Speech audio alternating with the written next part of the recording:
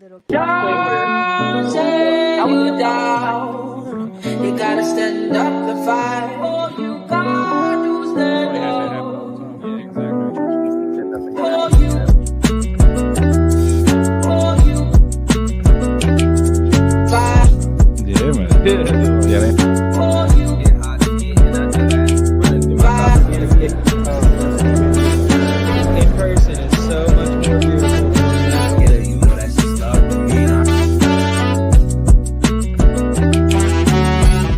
What up, what up, what up? Welcome to the world's dopest podcast, the Marley State of Mind podcast, down here at the Bunch of Bull Studios, as we do every weekend. We got a special guest in the house tonight. We got SGM Misha. How you doing tonight? I'm doing well. How are y'all? Good, good. How you feeling? Good. A little nervous? A little bit nervous, but excited. Yeah? I'm excited to be here. I'm happy to be here. I had a nice little drive, so it put me in a good state of mind. Good. The weather was nice. The Yeah, it is a scenery beautiful was day, ain't nice. it? Absolutely. Yeah. So it was actually pretty relaxing. So it got me excited to be here. Thank you for having me. Yeah, absolutely. I'm glad to have you. Now, I know you wear many hats, a woman of many talents. Something like that.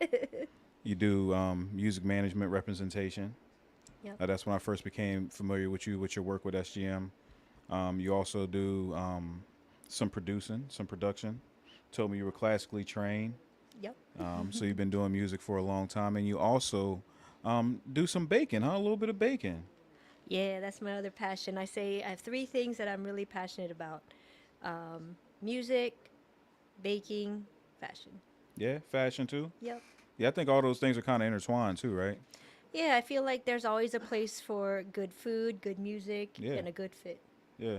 You need to throw that together. You can make that all one thing. Right? One stop shop. Yeah. Have a little boutique with maybe some music playing in the background with some baked goods ready to go. See, that was a dream a while back, was like to be able to open my own like musical cafe where Yeah. you could get really good desserts, Yeah. cafe snacks, you could record upstairs, you could do a photo shoot, you could do a music recording, and then you could also just maybe buy some merch. Yeah, heck yeah. No, that would be awesome. Like you said, a one-stop shop, give you everything you need right there. Absolutely. What up, Perk? Yeah. Um, so what got you started in the music? I know I touched on it saying that you were classically trained. When was the first time you really started dabbling in music? Um, I guess when I was little, I started with piano lessons. Yeah. My parents had me start playing the piano when I was maybe 6, 7 years old. As That long as I young? could sit on a piano bench. Wow. Yeah. The first thing you learn is how to put your hands on the piano. So you gotta pretend like there's an orange underneath. Is that the secret to it? That's I had a strict Asian Korean piano teacher, so if you got it wrong, you get slapped on the floor Do you on really? your hand once again, and you're just sitting there like practicing holding the right form, Yeah. because form is part of foundations. Form is part of foundation. Yep. I think Didn't that appreciate it then, but yeah. yeah, I feel like that's form is the foundation for everything that you do. Really. Absolutely. Like Absolutely. anything that you do, you got to have good form behind it in order to really perfect it. So that is a good lesson just for life. Yeah. Yeah. So you started playing piano. Were you passionate about it when you first started, or was it just something that you did It was more for fun. more for fun? Yeah, I said I think because all my friends were playing piano, it was something everybody did.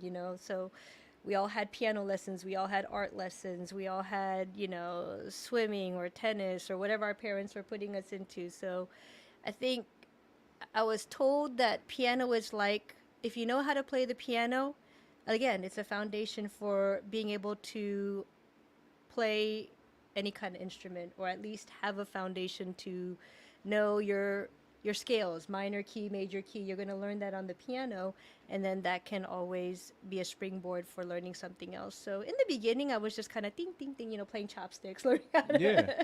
play easy things. But then I ended up really liking it. Right. It was something that I felt like I could be passionate about. Did you find that to be true, that it is a good foundation to play other instruments? Do you play other instruments now? Um, I played a little bit of guitar. I play A little, yeah. So, I know the chords, I know the progressions, I Yeah. know how the melody should sound from my training in piano. So, definitely those things are like inherent in my memory. So, I think it does give you gave me a little bit of comfort trying out a different. I think percussion is a little different. Maybe I haven't really tried drums. I think that takes a little more rhythm too. Yeah.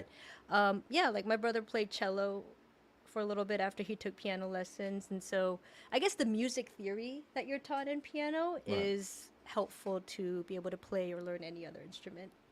So when you started playing, was it just more classical stuff? Were you classically trained? Yeah, classically trained. So it was like all of the scales, major, minor key.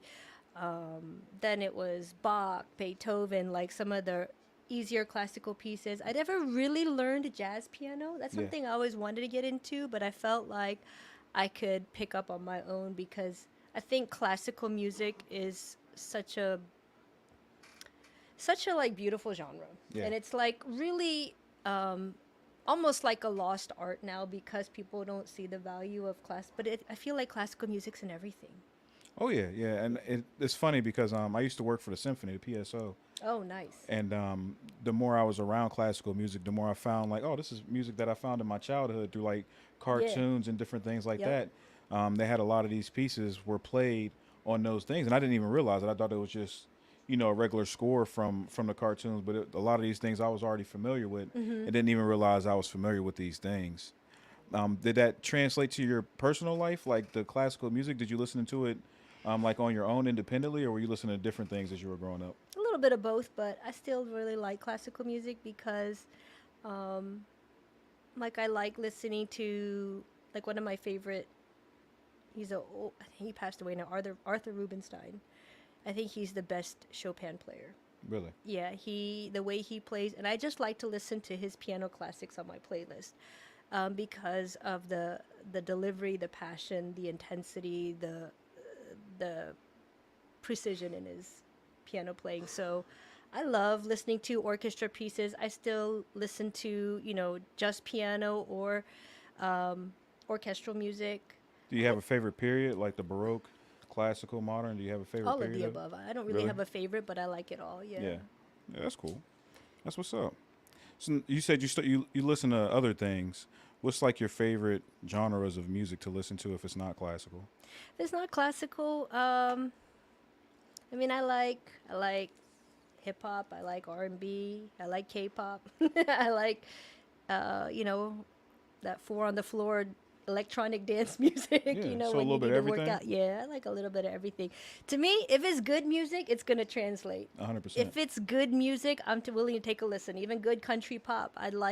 If I feel like I can connect to the song, Yeah. if I can connect to the artist, then you won me over. Nice. Nice.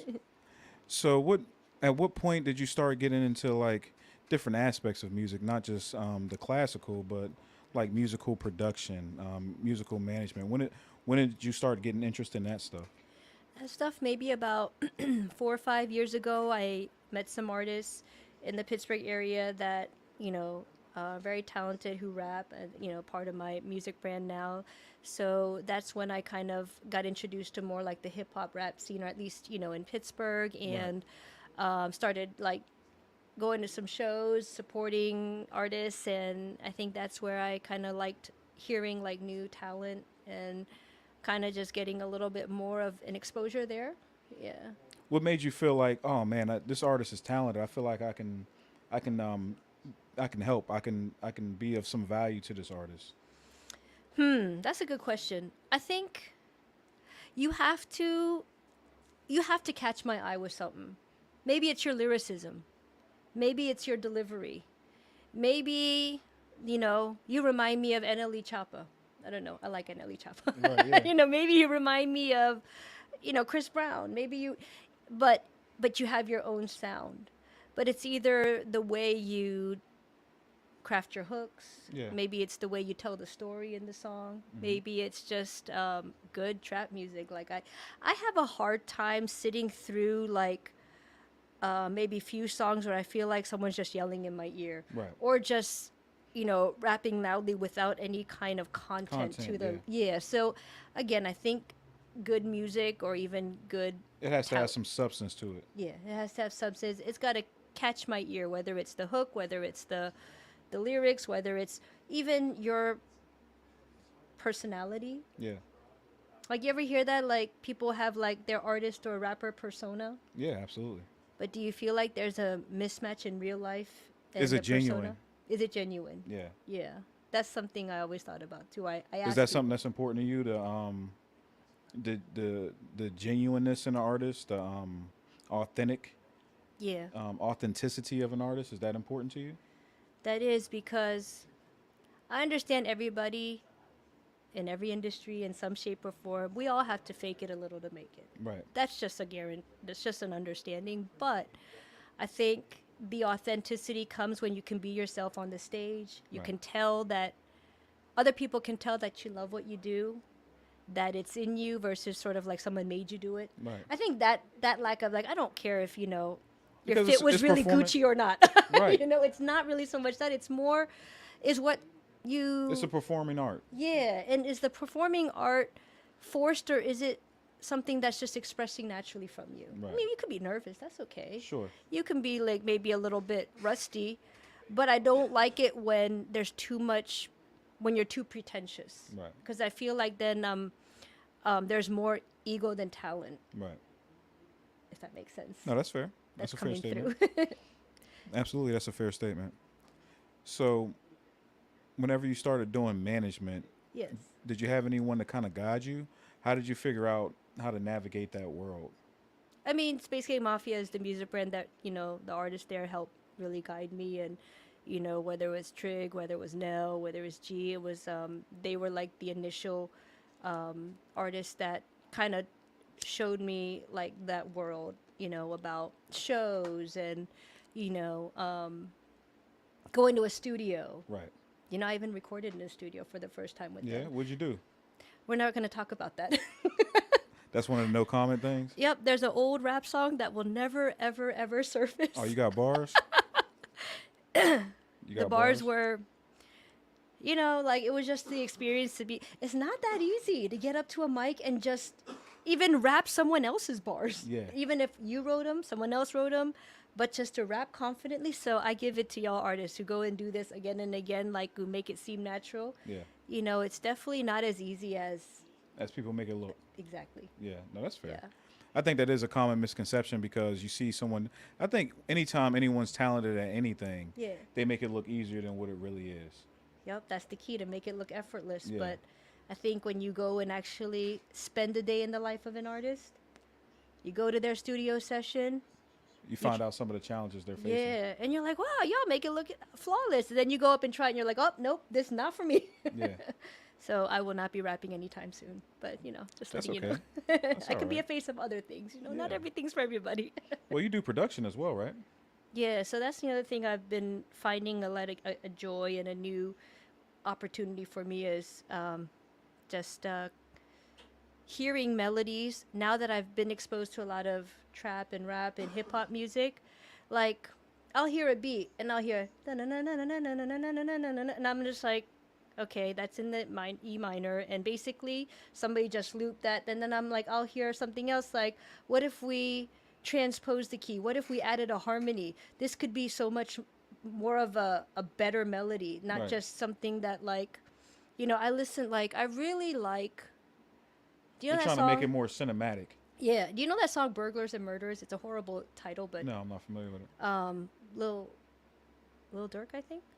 Burglars and Murderers. Okay, so it has this melody that's kind of like standard like that. It starts at da da da da da, and then it has at, like, I even paused it. I think it's 1 minute and 32 seconds.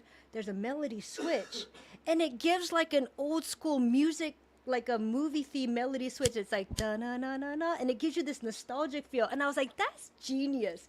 That's why the lyrics are, to me, horrible, turning burglars into murderers. Yeah. To me, but I'm like, how can something so horrible sound so beautiful? Right. I love the melody switch in that song. I love the melody switch in that beat. One day I'm going to track down that producer and be like, what inspired that melody? Yeah. Where'd you pull that out of when you could have just stayed with the original, typical sort of trap beat melody? And they switched it up. And they switched it up, and that became one of my favorites so far. And that's the kind of things that Attracted you to attract producing? me. Oh, that gets me excited. Like Yeah. I'll be doing my walk for 20 minutes and I'll play that song on repeat Yeah. because as soon as that melody switch comes, I start smiling. Yeah. I literally start to like, and I think that's it. That's why I was like, you know what? I can do that. I want to bring that kind of energy to what's up, Tyler? LD3. You know, I want to bring that kind of energy to the music scene. I think it gets a little repetitive, Yeah. the type of beats that are out there. Everybody wants a custom beat, but nobody knows how to make it original, fresh, something different, something that's going to stir you. Right. Like, let's. And that's what you're trying to bring to your production? To my production, to my baking. People ask me, is the goal to have a storefront bakery? And I'm like, no. That might have been the dream, like I said, a while back. But, you know, chasing a different dream now, letting it evolve differently. Yeah. You know, I like the mobility of what I do with the baking, with the music. Yeah. And so that's what I'm looking for is where are the ways that I can keep this going, reach different people, different fan bases, whether it's music, whether it's cakes, without being confined to one space. Yeah, you don't want to be put in a box. Yep. So, yeah, so we touched on the baking now. So how long have you been baking? What made you get into that world? I don't know. I always love sweets. Yeah? I've had cake for breakfast for many years. Yeah, my mom always like, would you stop eating so many snacks and eat a decent meal? Did your mom bake? No, she cooks. She cooks. Yeah, she can cook. She can throw down in the kitchen. Yeah. She gets booked for catering, but she doesn't like to bake. Yeah. You'll find expired cake boxes in her pantry. Sure. I found out because I tried to bake a cake and it tasted stale, and I looked at I was like, Mom, How this long is have a you had year this old. thing? Yeah. Yeah. She was like, nobody else bakes, and I was like, oh, Like, true. Next time I got you, Mom. right? Was it at an early age you started to bake, or Yeah, like probably around the same time I started playing piano, I got into baking. really 6? Yep, Wow. yep. I mean, I burnt everything that I first Sure. made. Cookies, but even like my mom gave me my first cookbook. You know, my cousin and I used to like try to like bake things. Baking's a little bit Download different, right, than recipes. cooking because it's more like chemistry. It's more of a science to it. Like you have to be a Yeah. little bit more precise. Like when you're cooking things, you can dabble. Right. You don't have to be precise. You can a little bit of this here, a little bit of that there. But with baking, it's more of a science to it. Is that fair to say? Correct. You can't substitute baking powder with baking soda and expect the same results. Right. You have to follow the recipe. It's like math.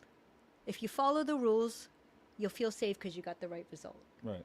Same with baking. If you take excursions, well, don't be upset when your cookie turns out hard or lumpy or because you didn't follow the recipe. But you have to know where you can take the liberties. Like you can change out almond extract for lemon extract. Get a different flavor, but the texture, the chewiness, the density of the cookie, for example, should all still be the same measurements. Measurements, math. Yeah. So yeah. Is that something that you learned through experience, or is that something that you just like read or you studied up on? A little bit of both. Yeah. Yeah, and then like I watch a lot of like reels, TikTok, Facebook, Instagram. You like baking shows? Yeah, I love baking shows, but I really like watching like shorts because people don't have the time and energy to watch a whole hour of a Sure. show anymore. Sure. So I follow a lot of influencers on TikTok, on Instagram who You have some bake. favorite ones you want to shout out? Instagram. I was gonna say I don't really have a baker that I would shout out. I like Cassie Jung as a chef. I think she's great. I love following her TikTok.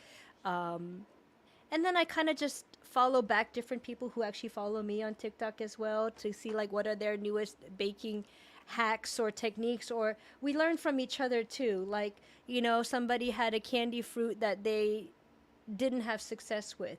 So then I read the comments and people are like, next time use the Oh, yeah. 2-1-1, method, or use, make sure you freeze the pineapple before you dip it in the candy coating because that way it won't melt. Oh, that's brilliant. Yeah. Yeah, so those are the things that some of us know, but some of us learn through the comments, through other people's Right. feedback. So now I look for more immediate feedback through these reels, TikTok videos. Like I find a lot through the comments. Yeah, that's dope. I didn't even think about like that aspect of it. Yeah, you got to filter through the hater comments. Like Yeah, the of people course. are just being like, Just you shouldn't have trolling. done that. Yeah, Yeah, you're they're like, just trolling.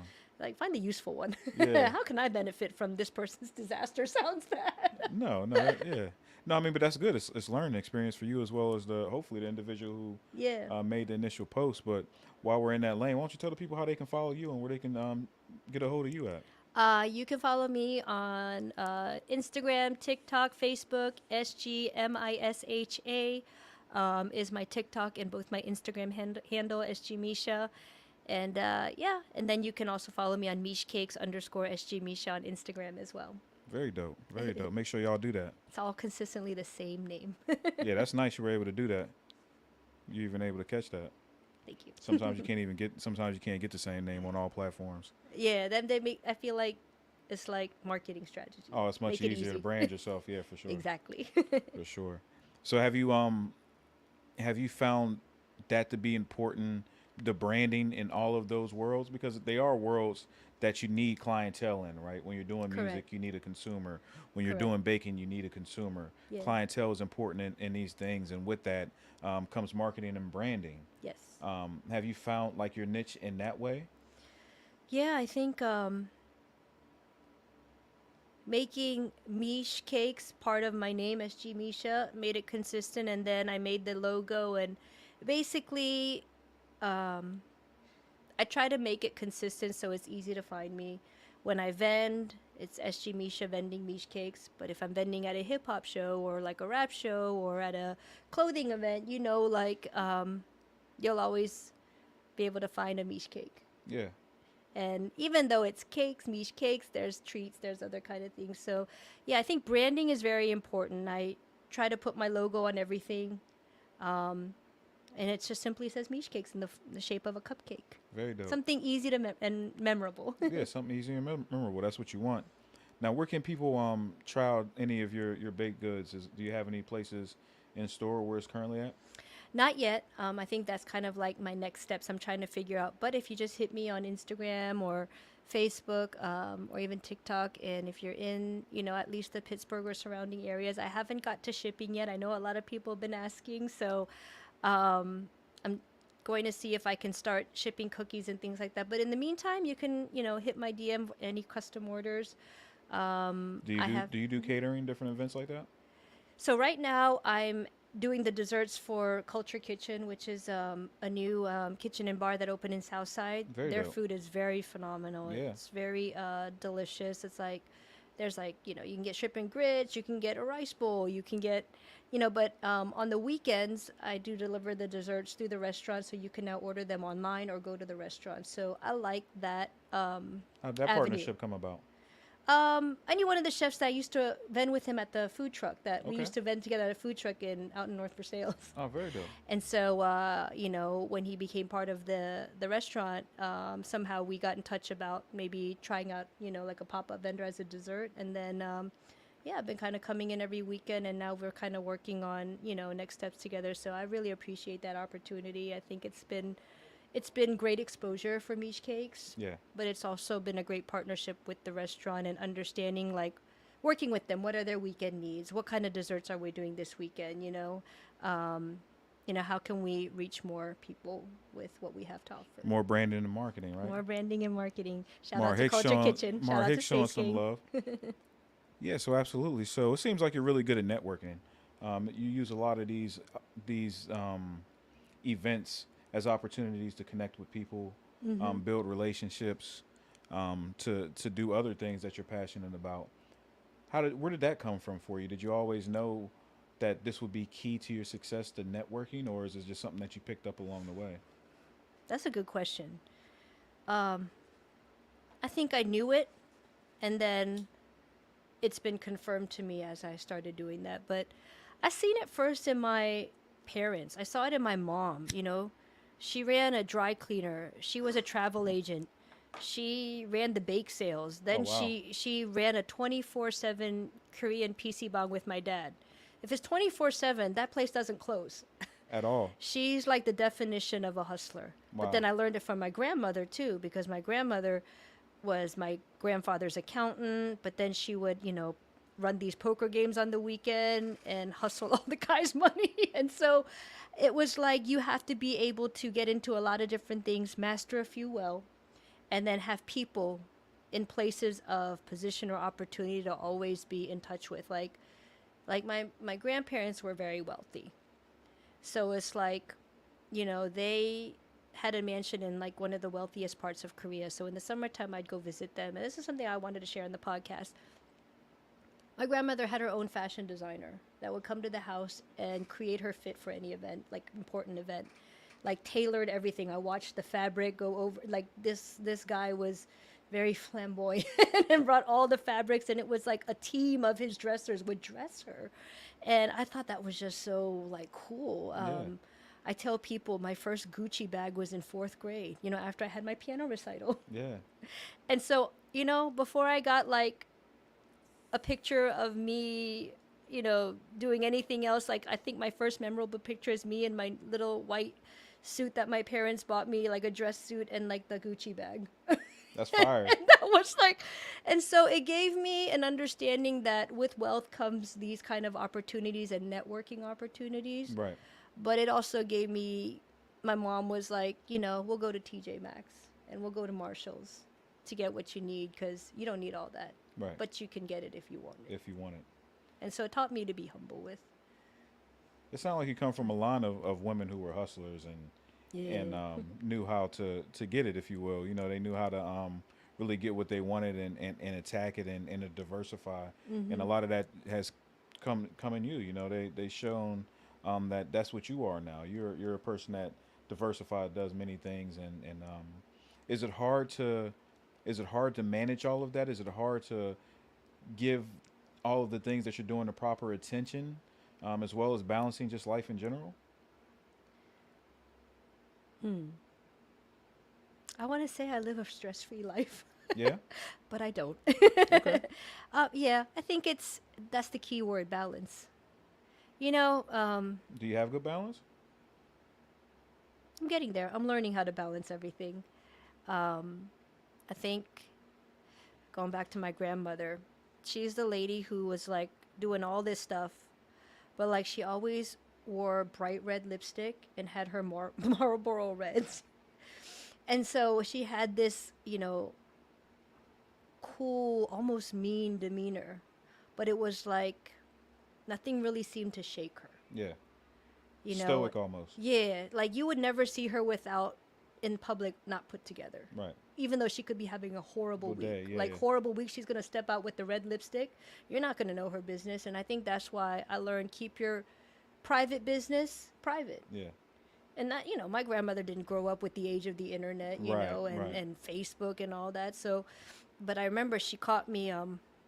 This is a funny story. I'll tell you this. She caught me one time.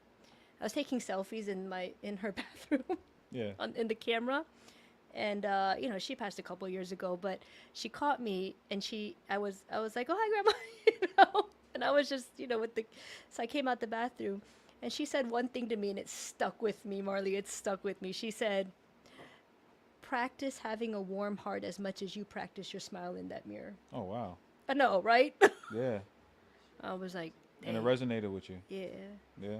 because she just said, that was like probably the last thing she said to me that really resonated, was deep. She's like, practice having a warm heart as much as you practice smiling. It sounds like she was a big inspiration and mentor to you, either She was directly or scary. indirectly. Yeah. Yeah, she was scary, but she was definitely, because she had that energy where like people flocked to her, like networking. She was very charismatic. Yeah. Very charismatic, but like she sheltered me. She she would discipline me if I was out of line, but I always knew that it was for my good, even though I didn't like her at the moment. She was Right. very stern, but it came from the right place. Right. And then every once in a while, I still got like my chocolate ho-hos if I was good. If you were good, yeah. Yeah, she was what they call it, tough love. Tough love, yeah, Yeah. yeah. That's like, and I think in like different communities, I see that. Right. Even in Pittsburgh, I see in my friends, families or moms. So it's that tough love, but it's like, you feel like you're never good enough. You always have to like prove yourself to them, but at the end of the day, they just want to see you happy. They're preparing you for life Yeah, because it's tough out here, right? it is. Yeah. It So is. you have to have that thick skin. I think it's important because I'm the same type of father. I'm a tough love type of Okay. because I think that the world's not going to be sweet to you. Everybody doesn't love you like your family loves you. Yeah. So you do have to have a certain layer of thickness built up in you to be prepared for what the world's going to give you. Yeah, I think that's where like I'm a little more naive than like my mom or my brother, but like, I'll tell you this about networking just to finish that point. Like Yeah. my brother, he told me where he's working, he recently got a promotion and a raise, and he said, Misha, I didn't do anything different work wise. I did the same amount of work I did the year before, but I made two very important relationships in the company. Okay. And he was like, because I knew the connections and the networking was going to be my next level up. Right. And then he secured that. And that kind of, he said, but I did all the same. He was like, it's not like I did double the amount of work Right. and effort, but he was like, I network with the right people. Yeah, he built relationships with the right people within the So company. he was like, that's the difference this year. And I was like, oh. Sound like that's something that resonated with you. Yeah, I gotta be plugged in into the right places with the right people. Yeah. Sometimes it's a gamble. You might take an L. Yeah. I just try not to take too big of an L. So, yes, I'm an overthinker. Yes, I overanalyze a lot. Yes, I second guess myself sometimes, but I think I'm more like hesitant because I want to minimize the amount of risk and taking a loss Yeah. if I can. Whole risk reward type thing. Yeah, Yeah. you get it. And balancing that risk versus the reward. Yeah. Yeah. So you don't want to make sure that you're not losing so much, and you want to make calculated gambles. Yeah, you know how many cakes I've thrown out at 3 a.m. because They didn't move. they didn't turn out right, Oh, okay. Yeah. and the thing was due at noon. Yeah. But that's where like you get it done. You stay up all night if you need to, Yeah. and then when they get the cake and they're happy about it, it's like some of those L's you take in quiet, Yeah. you take privately, but because the people want the end result, and at the end of the day, like baking makes me happy. Doing playing the piano makes me happy. That's why I do it. So everything that you're doing currently is stuff that you're passionate about. Yeah, I feel like you have to be somewhat passionate about it, or else it won't express naturally. Yeah. So even on a bad day, there's times when I don't want to do it because I had a bad day, but then like, I got to get back to why I started. Yeah, I think that's important. I think it's important to stay to the roots of why you're doing anything. Yeah. Because first of all, passion to keep you going on those bad days, right? Because we Yeah. do take a lot of L's in things that we're passionate about or things that we're trying to achieve. And if you don't have that passion, it's easy to give up. It's Yeah. easy to take that L and say, yeah, I'm not doing this no more. Yeah. But when you're passionate about it, it gives you that drive and motivation to continue to go even after you fall. Yeah. It's easier to get up and try it again because you want to. So no, I think passion is important in whatever you're doing. And even if you're not passionate about what you're doing, find a way to become passionate about it. Find something about what you're doing that you enjoy. Yeah. And that way you can really give it all you got, because anything that you do, you should try to give it your maximum amount of effort, or why are you even wasting your time? Yeah. So you brought some stuff for us today, right? I did. What'd you bring for us? I brought so these are my new Hey, Jess, could you grab watermelon flavored candy grapes. Can you grab the I brought a container for y'all to try. Yeah. You, your crew, producer, anybody here Yeah, that would man. like to try it out. I like making candy grapes in the summertime because it's a refreshing snack. And basically, thank you. Thank you, Jess. This is a new flavor. So it's a watermelon flavor because, we're in summer. Yeah. Gonna try to keep the The flavor summer seasonal. the summer yeah. vibe going. And so they have a hard shell, and then there's these are frozen for about an hour, so there's like a more like a icy slushy grape inside, and then it comes Yeah. with candy. But Nice. you can open it, and Absolutely. I'd like to get y'all's review on what you would rate my candy You hear grapes. that? You hear that, Cam? She wants a review. Who wants to try some candy grapes? Yeah. These are watermelon flavored. They was Yeah, fresh y'all- made a couple hours ago, so You don't want to be on? No, you cool. You don't have to be on camera. he was like, I want to do behind the scenes review. Here we go.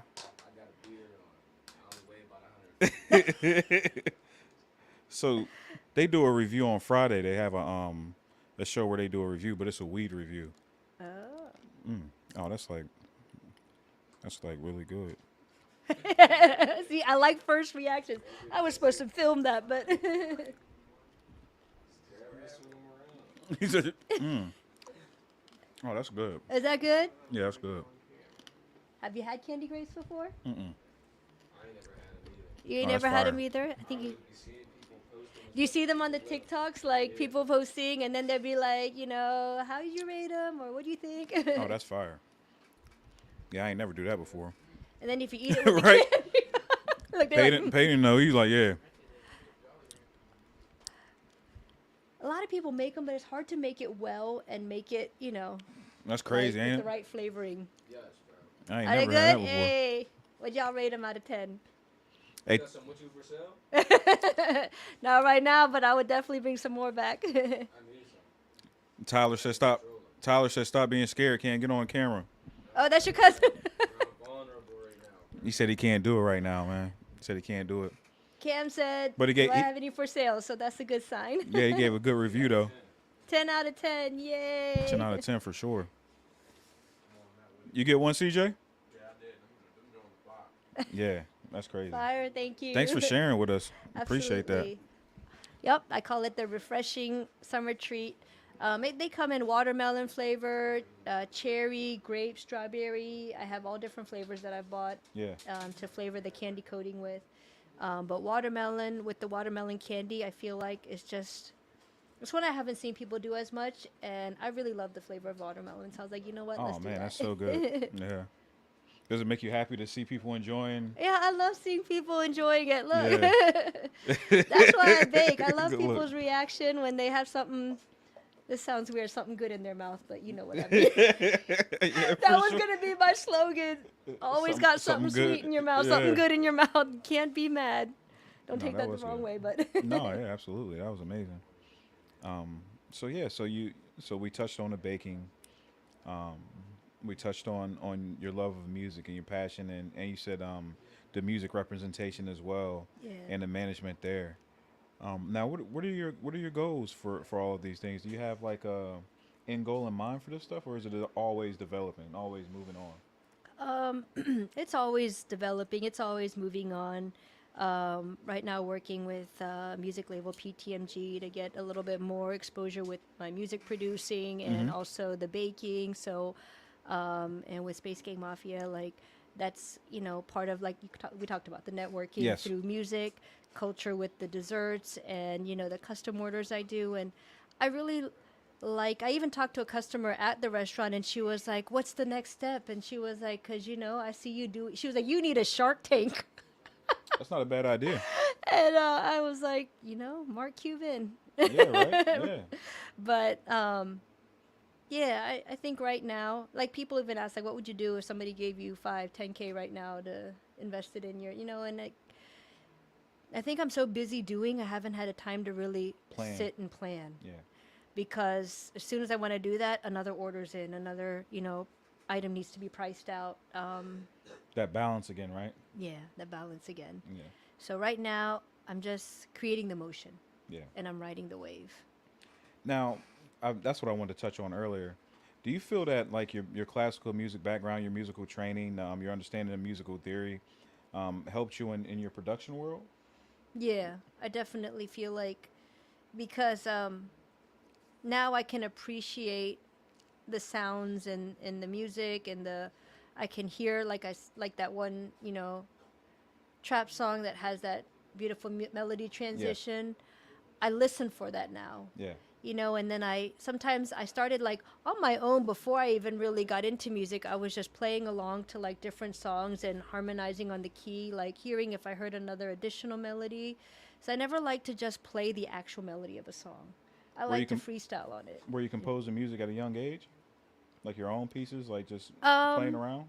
Probably just playing around, but Yeah. never took it seriously. But yeah, I just felt like I always heard things in my head, and then I was like, then if I don't have a piano, sometimes I'll just take out my an app and just like if I hear something and I'll be like, You'll hum it out? yeah, and I'll just hum it out and just save that and then see if I want to try and put it on the piano. Sometimes, Can you do that? Are you able to hear things in your head and articulate them through the piano? mm-hmm, That's dope. yeah. Yeah. Sometimes it's trash, sometimes it's good. Yeah. But until I actually play it on the piano, I try to figure, okay, if that's the melody, now what's the context? what kind of song could this melody be built to? What kind of beat is it like? What's the tempo? Is this more of a slow song? Is this a, you know? Yeah. And then sometimes I feel like I have a lot of right now. Like I just bought a travel piano, which I'm excited to put together. I really haven't had the time to even put that together yet, but it has like a Bluetooth and MP3 recording all built in. So now I can hook that up to my MacBook and actually start Start taking recording. your time with Yeah. it. Yeah. So I took a few days off in June to do that. I think next weekend I'm gonna try and do some of that and set it up. I just haven't had a chance to get through the baking clutter in my crib and make a space for that. But I really want to have a day where I just compose for a little bit. Yeah. And I keep saying I'm going to set that time aside, but something else always gets pushed, it always gets pushed It always gets pushed back to the yeah. back burner. So, Yeah. but I really do want to take that time because I want to. I want to see if it's like, do I like playing live? Do I like playing recorded versions? Do I like You're trying to wanna- learn. You're trying to learn about yourself musically. Yeah. Do Yeah. I like just playing a melody and having somebody just start, singing or rapping over it and see if we can jam, Yeah. things like that. All right. Yeah. No, for sure. I definitely understand. Maybe I'll that. come record here. Yeah, absolutely. You're always welcome. For Thank sure. you. But yeah, absolutely. No. So, with where you're at now, with music, do you feel that you want to do more, like management? Do you feel you want to do more production? Is there, or are you just trying it all out now? I think I'm just trying it all out right now. Yeah, that's fair. Yeah. I'm Is your kind of family supportive of? Because I heard you mention your family a good bit. Are they supportive of all these things you're doing? Yeah, they're basically like, I think my mom was like, just don't spread yourself out too thin. Yeah. And the last conversation I had with her, whether it's my job, whether it's work, whether it's, baking or music stuff, she said basically like, you know, do what makes you happy. Yeah. And so I think that's where it's like, Do you look to her for counsel a lot? yes and no. Yeah. I think she's more like doing her own thing, but like, I think there's always a place for conversations with mom. Yeah. No, So she's that's sort fair. of my, because my father passed away a few years ago, and he's the one who really paid for all my piano lessons.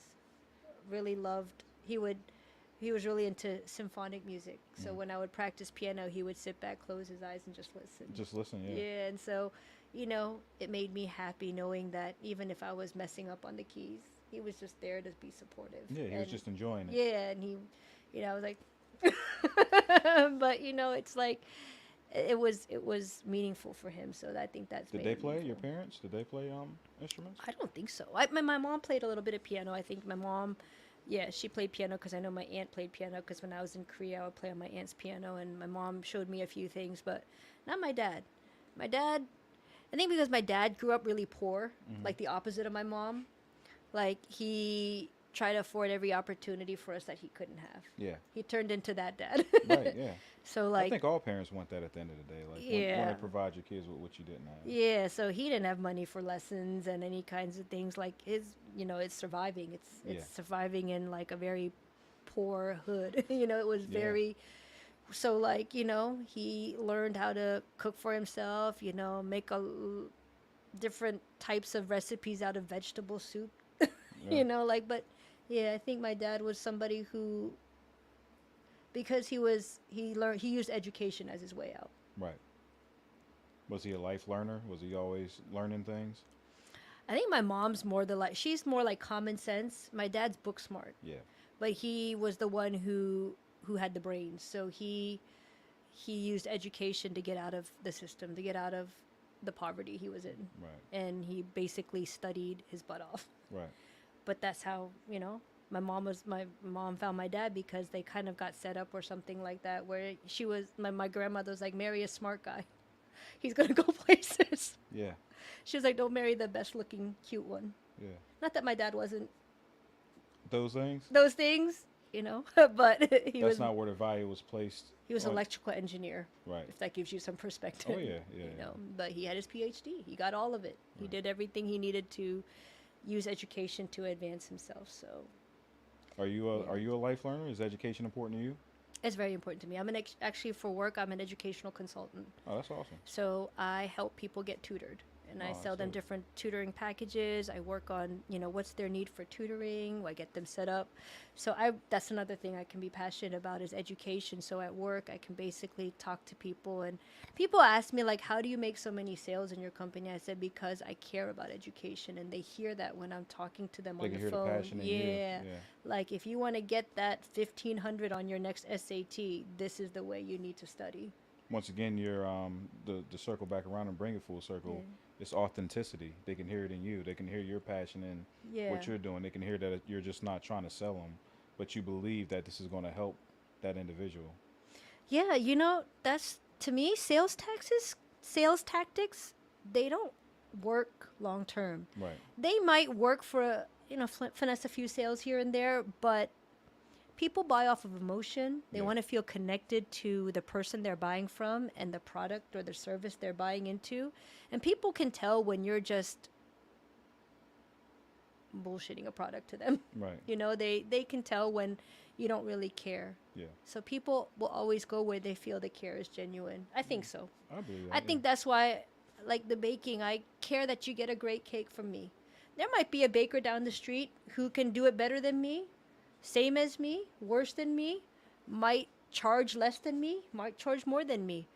But why me versus them? Maybe you know a friend of a friend. Maybe you heard about my brand. Maybe you like what I represent. Right. There's always something there that's drawing, the customer near. Yeah. Yeah. And so for me, it's about, I care that you get something quality, whether from me, whether it's a music melody, whether it's, an educational consultation, whether it's a music consultation, whether it's a baking order, that, and that's why I don't take a lot of custom orders now. I used to take them all the time, but I don't want to have a failed product or too much of that. So I've been minimizing because now that I do other, the baking catering and other things, like I have a little bit more limited time. And so I try to do a few, but with quality. Right. Quality over quantity. Yeah. Yeah. Yeah, exactly. So, the quantity, mass quantity, you'll make more money. But that's why I don't want to become like a franchise or like, like have You a, feel that some quality gets lost whenever you yeah. go large scale like that? Yeah, I feel like you want to still have that hands-on and mom and pop feel to your business. Mm-hmm. So that's something like, but I think our generation, we have it a little bit easier because we have different outlets. We have social media outlets. We have, different ways to communicate now. Right. And so I was talking to somebody today about this, like, you can't chase the same dream you had when you were 16 at 26. Right. It's a different, there's lessons that you've learned along the way, life lessons. There's a different way of marketing now, but it's still the same principle. Marketing is marketing. Get your brand out there, get people to connect with you, your product, your service, your music, but use the different strategies, the different platforms. Right. Don't reject something because it doesn't fit the way you thought it should be done. Right. You got to stay flexible. You got to be able to evolve. Yeah. And evolution is scary, isn't it? It is, yeah. Change is scary. Yeah. Yeah. It's unsettling, but that's okay. It's good to be comfortable in change. It's good to understand that changing makes you grow. Yeah. But I think, like you said, it is scary to a lot of us when we go through those unknown doors and Yeah. get in those dark places that we never been before because we don't know what the outcome is going to be. Yeah, it's hard to change your circle. You want to be with your best friend since you were like 10 years old. It's hard to change your environment. People ask, do I want to stay in Pittsburgh? I don't know. I'm from New York. But like, I don't know how long I'll be here. But I can't be afraid to move or move around or change the people or surroundings if they're not, I don't say benefiting because I don't like that word too much because it sounds so like a transaction nowadays. Yeah. But like, if it's not maybe elevating. I think benefiting is a great thing as long as it's mutual. I think when it's not mutual, that's when it's a problem. Because you should benefit from relationships. Yeah. And it doesn't have to be in a monetary way. It can be in many Right. ways. So I think benefit is fitting sometimes because you do want to benefit from situations. You do And I think that's a part of helping you grow and elevate, right? Is being able to benefit from things you're doing. Otherwise, why are we Well, doing it? And that's a part of true. elevation too, right? Is benefiting from things. Yeah, I think it's more like I like the relational aspect of benefiting than a transactional view Right. of it. No, It I completely understand what you're you saying, though. know that It can't be that can feel. misconstrued. It can't be Yep. misconstrued as some type of transactional thing, and sometimes that's okay too, right? Because sometimes you might just want a service Yeah. from someone. I might just come to you because hey, I got a party going on. I really Right. need you to cater it, and that's fair. You're getting what you need out of that, and I'm getting what I need out of that. But it's when it's deceitful, or it's made to seem Yeah. like it's something else. Is when it becomes a bad thing, or it can be perceived as a bad thing. Yeah. Yeah, Exactly. for sure. Is this the dream you had for yourself? Doing what you're doing right now? Um, Once again, I think it changes, right? Like you Yeah. said, if you can't have the same dream that you had at 16 and 26. Yeah. So I think it's forever changing. Um, it's forever evolving. Where I see myself and where I want to be, and Mm-hmm. versus where I am. Um, yeah, that's a good question. Did becoming a father change you too? Oh, 100%. Yeah, I think that also. I feel like. Well, I have a puppy, but yeah, yeah. it changed. He changed me. No, no, 100%. Yeah, no. Parenting changed me in this way. I started to look at time differently. I started to Mm. evaluate time differently and how and where I spend my time at. Yeah. Because I know I have so much that I can pour into my children. So whenever I'm not spending time with them, I have to make sure that my time is being used in a way that it benefits them one way or the other because That's they're my true. legacy. Right. So if I can do things to build them up through me, and I can leave them something behind through me, whether it's financial, whether it's what was I about to, what's the word? My personal. Damn, what the hell's the name? What's the word? I'm usually better than this with words. Um, Rather it's my name itself and how good it stands. I can't think of the word for it that I'm trying to find, but whatever I can leave behind for them that they can benefit off of. Yeah. So it's important that I'm maximizing all of my time because time is a limited resource, but Absolutely. it's such a valuable resource. It's the most valuable resource. One of my favorite quotes, where you might hear me say this often if you do watch the show, is anything lost can be gained again except for time. Yeah. Um, You can't so turn back time. you can't get it back. Once it's gone, it's gone. So yeah, it definitely made me reevaluate the way that I do time management and how important time is to me. When you when we were 16, I feel like you had a lot more time. Yeah. Then 26 or 20 or 30, Oh yeah, whatever. time moves faster. I feel like responsibilities, adulting, like, you know, I could daydream outside of my parents' house, my bedroom window from my parents' home comfortably at 16. I Yeah. could want to do a lot of things because at the end of the day, I had no bills. Right. You It's had my no parents' home. I had no responsibilities. responsibility. My only responsibility was to study, get good grades, and make sure I, got a high SAT score so I can go to college. That was Did you not a achieve huge those things? yes, but um, like it came with not even sacrifice. It came with terms and conditions. Like I grew up in a strict household, so my curfew was 9:30 p.m. How did that influence you once you were out of the household? Were you I rebelled. Did you rebel? I rebelled in college. I Yeah. rebelled. I often I wonder about that with because you often hear that, right? yeah, If kids have a real strict upbringing, once they get a chance yeah. to cut loose from that, they do cut loose. Summer of my high school year, Yeah. first dating, first relationship, first every, and right going into college, and then it was like, but I think the rebellion is like there was some timidity too, so I didn't like full out rebel, but yeah, you test the waters Yeah. that you weren't allowed to test before. You Right. stay out a little later, but come 1 o'clock, I was like, I should probably go home. Yeah. You still have the framework of responsibility that your parents instill in you. And happy early Father's Day, by the way. Oh, thank you. But you still feel like you got to taste the freedom Yeah. and enjoy it. But then, like now, it's like, ah, man, time is so limited now. You know, when am I gonna write a melody, bake, plan, all of that. Then you So still have to balance your personal life into it too, right? Seeing yeah, friends and yeah, family. you sacrifice a social life when you're doing a lot of businesses, Yeah, or like you create your social life outings around those things. right. But that's okay because my my short-term goal isn't to become the most popular sociable person. My goal is I want to, you know, earn this or, have these things in my lifestyle more. I'm realistic about what I make, where I'm, what I can afford, what is out of my price range. So that's, I live within my means, but at the same time, I still know the principle of rain, you got to save for a rainy day, things Right. like that. Things Right. that my parents instilled in me is still there. But it's like you're navigating the world more with your own understanding of life, ideals, what works, what doesn't work, Reputation was the word I was looking for. reputation. Yeah. Reputation. Your parents can't save your reputation. You're creating it for yourself. Well, they can certainly